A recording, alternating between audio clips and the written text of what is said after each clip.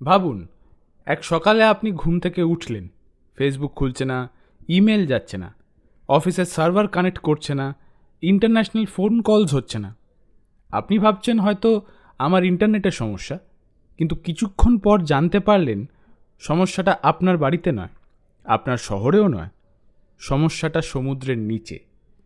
2008 সালে এমনই একটি ঘটনা পৃথিবীকে দেখিয়ে দিয়েছিল আমরা যে ইন্টারনেটকে এত শক্তিশালী মনে করি তার একটা বিশাল অংশ আসলে লুকিয়ে আছে সমুদ্রের হাজার হাজার ফুট নিচে কয়েকটি তারের মধ্যে।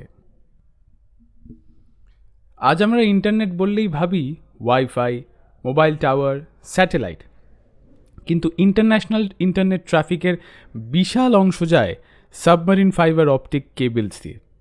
এই কেবলগুলো সমুদ্রের তলদেশ দিয়ে হাজার হাজার কিলোমিটার পাড়ি দেয়।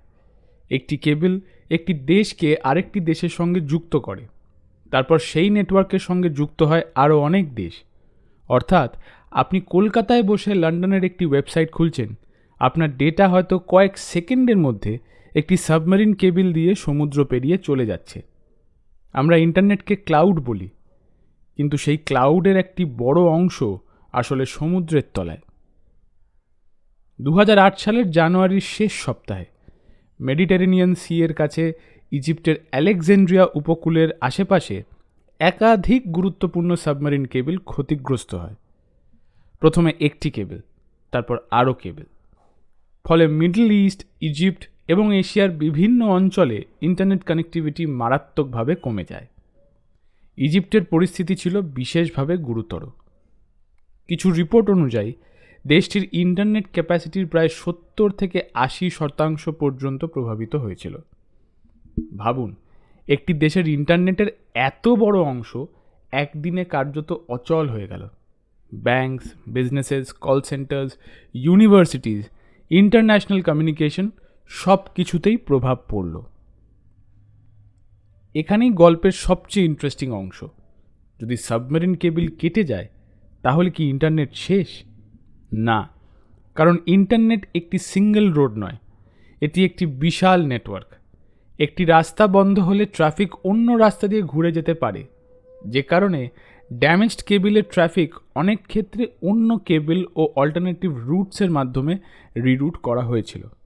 কিন্তু সব জায়গায় সেই অল্টারনেটিভ রুটের ক্যাপাসিটি যথেষ্ট ছিল না। ফলে ইন্টারনেট পুরোপুরি বন্ধ না হলেও অনেক জায়গায় ইন্টারনেট অত্যন্ত ধীর হয়ে যায় এবং কিছু পরিষেবা কার্যত আনঅ্যাভেলেবল হয়ে পড়ে। এখন প্রশ্ন, কে কেবল কাটল?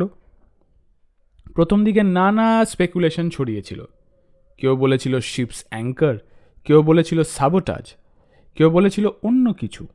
কিন্তু এই ঘটনার পর সবচেয়ে গুরুত্বপূর্ণ শিক্ষা ছিল সাবমেরিন কেবল অত্যন্ত গুরুত্বপূর্ণ ইনফ্রাস্ট্রাকচার হলেও এগুলো সমুদ্রের নিচে থাকায় অ্যাক্সিডেন্ট, অ্যাঙ্কারিং, ফিশিং অ্যাক্টিভিটি এবং ন্যাচারাল বা হিউম্যান রিলেটেড ড্যামেজের মতো ঝুঁকি থেকে পুরোপুরি নিরাপদ নয়।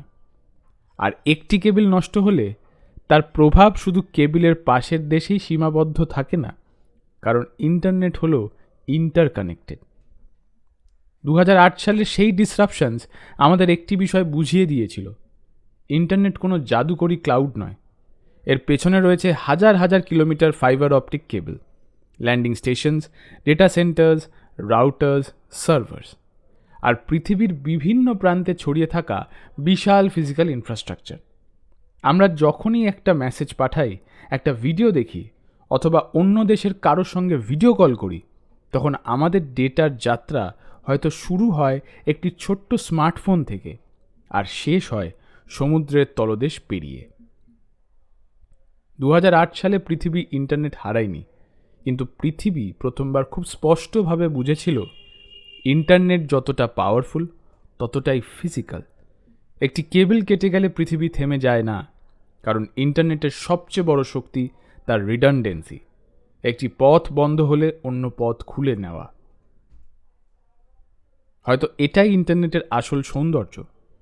এটি শুধু টেকনোলজি নয়, এটি একটি নেটওয়ার্ক, আর একটি নেটওয়ার্কের শক্তি তার প্রতিটি কানেকশনে। আমি দীপ, আবার ফিরব এমনই এক অজানা গল্প নিয়ে, যেখানে আমরা প্রতিদিন যা ব্যবহার করি তার মধ্যেই লুকিয়ে আছে ইতিহাসের এক অবিশ্বাস্য অধ্যায়। জানার মধ্যে অজানার এই এপিসোড আজ এটুকুই। ভালো লাগলে ফেসবুক ও ইনস্টাগ্রামে আমাদের ফলো করুন, আর ইউটিউবে আমাদের সাবস্ক্রাইব করুন। ফিরব নতুন গল্প নিয়ে। নমস্কার।